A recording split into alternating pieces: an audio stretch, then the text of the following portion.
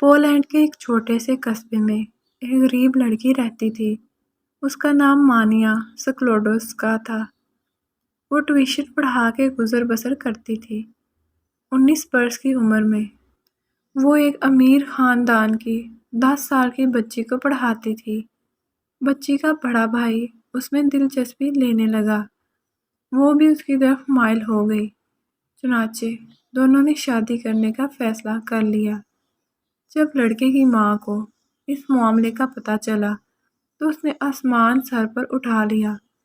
اس نے مانیا کو کان سے پکڑا اور پورچ میں لا کھڑا کیا۔ اس نے آواز دے کے سارے نوکر جمع کیے اور چلا کر کہا، دیکھو یہ لڑکی جس کے پاس پہننے کے لیے صرف ایک فراک ہے، جس کے جوتوں کے تلووں میں سوراخ ہیں، اور جسے 24 گھنٹے میں صرف ایک بار اچھا کھانا نصیب ہوتا ہے، اور وہ بھی ہمارے گھر سے۔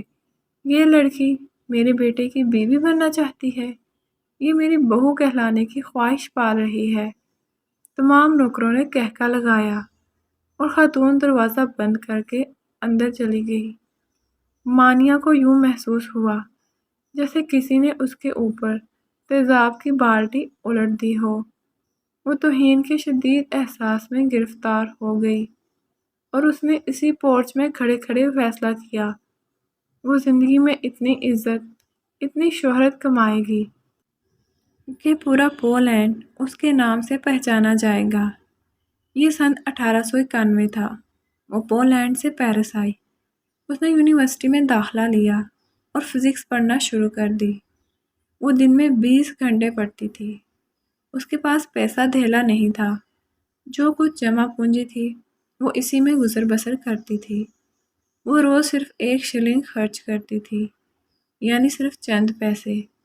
اس کے کمرے میں بجلی، گیس اور کوئلوں کی انگیٹھی تک نہیں تھی۔ وہ برفیلے موسموں کی راتیں کپ کپا کر گزارتی تھی۔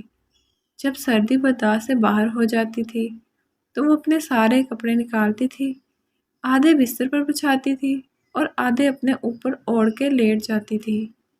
پھر بھی گزارا نہ ہوتا تو وہ اپنی ساری کتابیں، حتیٰ کہ اپنی کرسی تک اپنے اوپر گرا لیتی تھی۔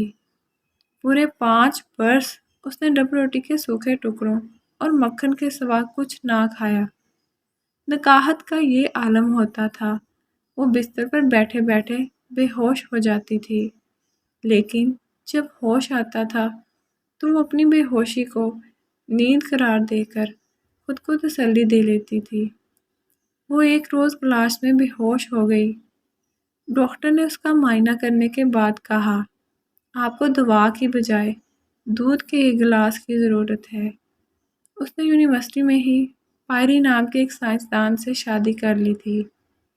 وہ سائنسدان بھی اسی کی طرح مفلوق الحال تھا۔ شادی کے وقت دونوں کا کل اثاثہ 2 سائیکل تھے۔ وہ غربت کے اسی عالم کے دوران پی ایچ ڈی تک پہنچ گئے۔ مانیا نے پی ایچ ڈی کے لیے بڑا دلچسپ موضوع چنا تھا۔ اس نے فیصلہ کیا وہ دنیا کو بتائے گی یورینیم سے روشنی کیوں نکلتی ہے۔ یہ ایک مشکل بلکہ ناممکن کام تھا، لیکن وہ اس پر جت گئی۔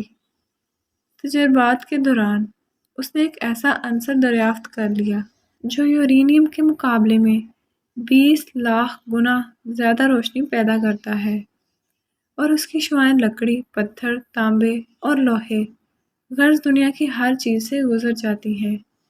اس نے اس کا نام ریڈیم رکھا۔ یہ سائنس کی دنیا میں ایک بہت بڑا دھماکہ تھا۔ لوگوں نے ریڈیم کا ثبوت مانگا۔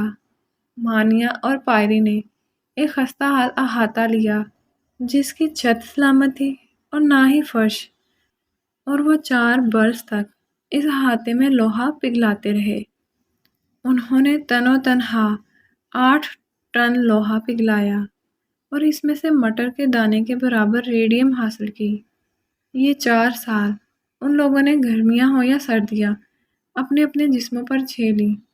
بھٹی کے زہریلے دھوئیں نے مانیا کے پھیپھڑوں میں سوراخ کر دیے، لیکن وہ کام میں جتی رہی اور اس نے ہار نہ مانی، یہاں تک کہ پوری سائنس اس کے قدموں میں جھک گئی۔